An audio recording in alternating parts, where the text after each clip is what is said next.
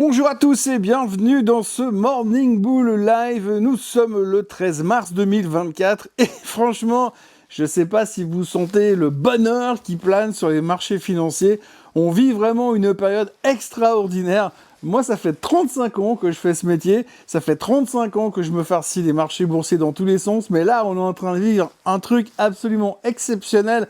Cette capacité de prendre un chiffre, de le sortir de son contexte, de rajouter ce qui nous plaît, d'aller chercher à l'intérieur pour voir où est-ce qu'on pourrait trouver une bonne nouvelle pour pouvoir continuer à faire avancer ce marché qui continue à cartonner de manière incroyable. C'est phénoménal le nombre de choses qu'on a dû mettre au bord de la route et mettre de côté et oublier parce que c'est pas ce qu'on avait prévu. Mais on est quand même super content parce que finalement, quand vous regardez à l'intérieur des chiffres du CPI qui ont été publiés hier, oui, parce que hier, le sujet quand même, c'était le CPI, eh bien, on n'avait pas que du bon, mais on a quand même réussi à trouver tout au fond, un truc absolument génial, ce qui fait que ça justifiait parfaitement le fait de terminer au plus haut de tous les temps sur le S&P, sur le CAC, sur le DAX, sur l'indice italien. Bref, c'est du délire à tous les étages. Et puis évidemment, Nvidia a repris 7%. C'est incroyable ce qu'on est en train de vivre. Franchement, c'est pas que ça me plaît pas, hein. J'adore quand ça monte. Mais là, on est vraiment dans un mood ne jamais pisser contre le vent, sinon vous allez avoir les chaussures mouillées. Et ça, c'est sûr, il n'y a aucune chance, aucune raison de tenter d'aller short dans ce marché parce que ça devient complètement délirant. Peu importe ce qu'on vous sort, de toute façon, ce qu'on sait, c'est que demain, on battra des nouveaux records.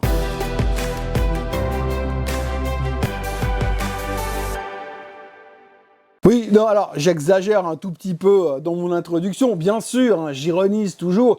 Il y a aussi ce côté où je me dis, si je dis que plus jamais ça va baisser, peut-être que finalement, à un moment donné, on aura quand même une journée où ça baissera pour de vrai. Parce que c'est quand même tentant au bout d'un moment. Parce que peu importe comment on prend ce qui est sorti ces dernières heures, eh bien, quand même, on peut se poser 2-3 questions. Mais ce qui est assez fabuleux, vraiment, et je le redis encore une fois, c'est cette capacité qu'on a aujourd'hui à prendre un chiffre, et puis à l'interpréter comme ça nous arrange. Et c'est vraiment l'exemple symptomatique de ce qui s'est passé hier. Donc bien sûr, je peux vous parler d'Oracle qui a repris 12% suite à ses résultats. Je peux vous parler de Tesla qui a tapé le bas du canal descendant, de son trend descendant, mais qui potentiellement nous fait un reversal à court terme qui nous laisse peut-être espérer qu'éventuellement Tesla, le momentum négatif est en train de retourner dans l'autre sens, ce qui nous changera un petit peu ces dernières semaines. Et puis évidemment, je pourrais vous parler de Boeing qui s'est encore pris une claque parce que finalement Boeing c'est la seule marque d'avion qui est en train de nous faire préférer le train, mais c'est pas vraiment le sujet du jour puisque bien évidemment le sujet du jour, eh bien c'était le CPI à toutes ses sauces et dans tous les sens. Alors d'abord les faits, si vous prenez le core CPI ou si vous prenez le CPI tout court, si vous prenez la version monthly ou si vous prenez la version annualisée en glissement sur 12 mois, partout, mais partout, les chiffres étaient supérieurs que les attentes. Alors forcément, c'était pas 12% de plus, hein, c'était 0,1% sur à peu près tous les attentes. Alors évidemment, on pourrait se dire 0,1% de plus, c'est pas beaucoup. Mais là où il y a un autre problème, c'est que ça fait quand même 3 mois consécutifs qu'on monte gentiment.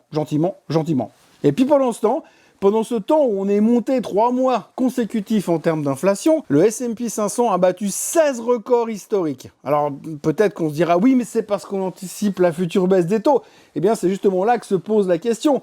Quand on voit cette inflation qui remonte, on pourrait se dire assez logiquement, bah oui, mais les gars, l'inflation elle repart là, donc la Fed, pourquoi tu veux qu'ils baissent les taux maintenant? Alors c'est vrai que quand on part sur cette réaction qui peut paraître assez classique au début, bien on peut se dire, oui c'est vrai, le marché il aurait dû baisser hier, puisque finalement l'inflation continue de monter, donc si on se base juste sur les chiffres qu'on a devant nous, l'inflation remonte, la Fed veut que l'inflation se dirige vers les 2%, elle se dirige pas vers les 2%, et pourquoi il viendrait baisser les taux, la Fed? Donc si les taux ne baissent pas, vu que c'est ce qu'on a prévu depuis le début de l'année, on devrait quand même être inquiet. Mais non, parce que ne vous inquiétez pas, ce qu'il faut quand même retenir, c'est, et ça c'est la plus belle phrase que j'ai vue aujourd'hui, les détails sous-jacents des chiffres de l'inflation sont largement favorables à la poursuite de la désinflation. Alors ça, pour moi, ça veut juste rien dire du tout, mais c'est quand même ce qui a permis au marché de rebondir. Et si le marché a rebondi massivement après les chiffres du CPI, au moment de l'annonce, le marché il a fait boum,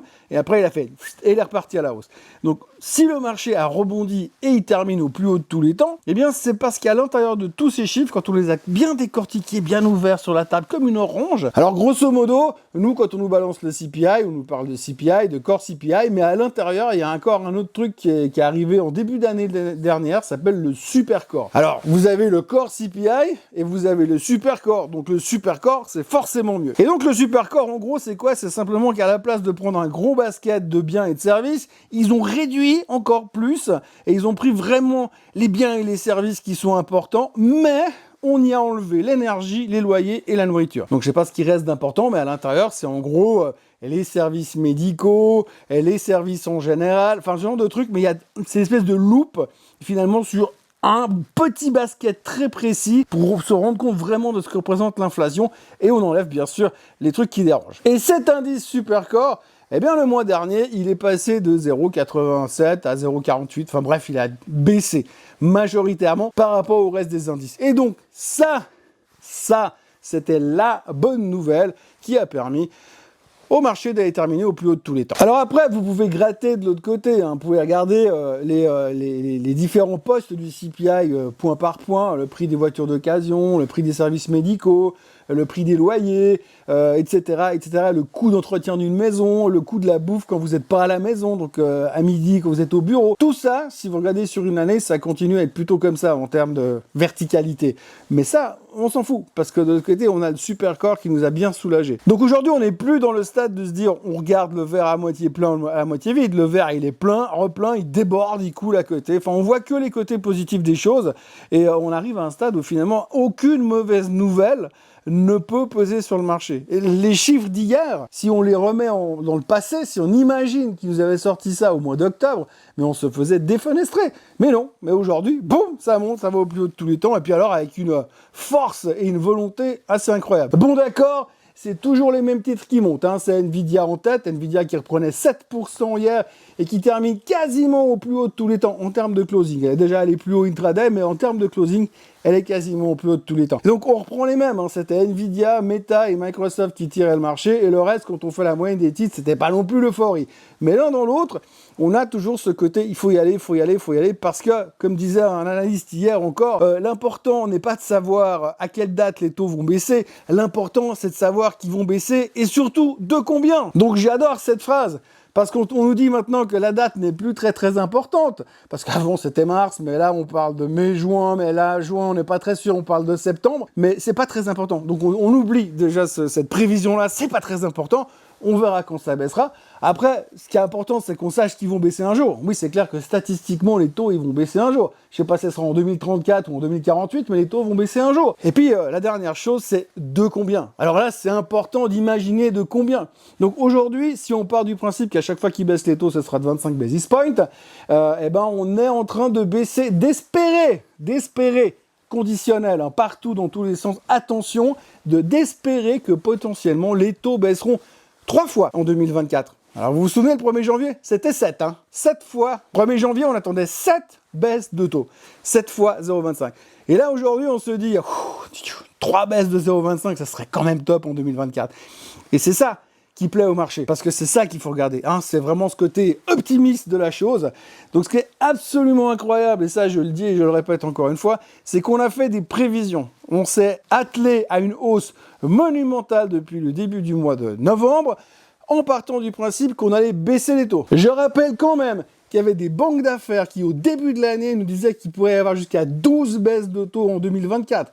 Là, on est réduit à 3. Et si on a de la chance. Mais à côté de ça, il n'y a pas de problème. Le marché, il est serein, tout va bien et tout le monde est content. Alors à côté de ça, on peut vous dire que la dette américaine continue d'augmenter. On peut dire que le nombre de faillites via les cartes de crédit, ça continue d'exploser. On peut aussi noter que le nombre de bureaux vides est toujours en train de prendre l'ascenseur aux États-Unis. Sur les chiffres d'il y a 2 jours, hein, ça continue de monter. Donc ce qui veut dire que l'immobilier commercial, il est en train de baisser encore. Mais non, on s'en fout. Le Supercore CPI, eh bien, il est en train de baisser. Ce super indice, il est en train de nous dire que ça va bien et que finalement, la Fed pourra baisser les taux. Alors, ce qui est extraordinaire, c'est que quand on fait le bilan de cette journée mythique, eh bien, vous avez pas mal d'analystes qui ont parlé ici en Europe, là-bas aux États-Unis, et finalement, vous avez une espèce de confiance et de sérénité incroyable où les gars, ils arrivent et ils vous disent « Ouais, non, mais pour moi, les chiffres d'hier, ça ne change absolument rien. on est parfaitement dans la cible pour aller baisser les taux au mois de juin, ça ne devrait pas changer. Sauf que ça fait 3 mois qu'on nous sort les mêmes trucs, parce qu'on nous dit oui, mais tu verras, le mois prochain, l'inflation, elle va baisser. Et ben aujourd'hui, alors effectivement, à moins de faire raconter les chiffres ce qu'on a envie de leur faire raconter, pour l'instant, c'est pas monstre frappant et c'est pas la direction que ça prend. Et il y a encore une autre solution qui pourrait être mise en place, c'est que la Fed vienne la semaine prochaine, puis ils disent bon bah finalement on baissera pas les taux en mars comme prévu, hein, parce que je vous rappelle qu'il y a le meeting de la Fed la semaine prochaine, mais par contre ils viennent nous dire, par contre nous notre target cible de l'inflation c'est plutôt 3%. Résultat, on y est presque. Donc on peut encore monter, c'est parfait. Non, franchement, j'adore quand ça monte. Hein. Franchement, j'adore quand ça monte. On est juste quelque part en plein délire quand on voit ce qu'on a eu comme chiffre hier. Basiquement, logiquement, vu ma petite expérience, c'est pas des chiffres qui font monter les marchés.